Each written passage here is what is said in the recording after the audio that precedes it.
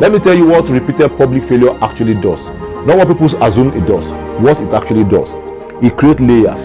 The first failure is just a failure. Painful, yes, but clean, a single wound. The second failure is the failure plus the memory of the first. Slightly heavier, slightly more complicated.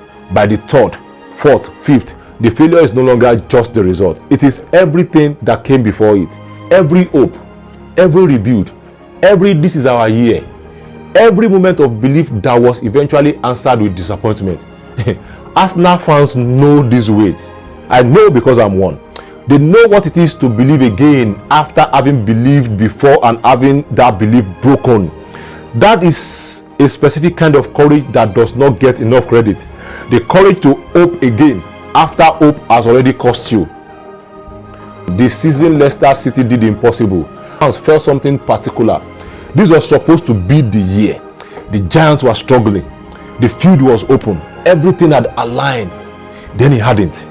And the criticism came harder than before, sharper than before. Because this time, even the excuse of strong competition was gone.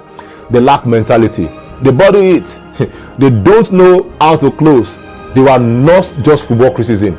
They were identity verdicts. Delivered publicly, repeatedly, constantly, absorbed, whether consciously or not, by every player who put on that shirt. And this is where Arsenal story becomes a mirror for every person who has ever been given a label that they didn't choose.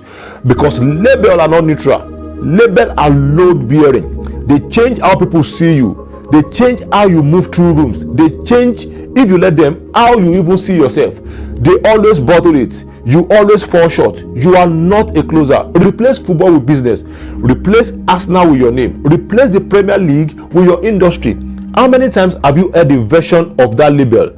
How many times has someone handed you a narrative about who you are based on what you haven't yet achieved? And the only question that matters is the same one Arsenal had to answer. Do you accept the label or do you keep playing? Because here is what most people miss about the clubs, the teams, the people who keep returning after every repeated public failure. Returning is not weakness. Returning is the most defiant thing you can do. It says, your narrative about me is not more powerful than my belief in what I'm building. And that defiance, quietly unglamorous, unsexy defiance, is the foundation of every comeback that the world eventually celebrates. It just doesn't look like a comeback while it is happening. It looks like stubbornness. It looks like denial. It looks like an unwillingness to accept reality. It looks like being delusional until the day it looks like a title.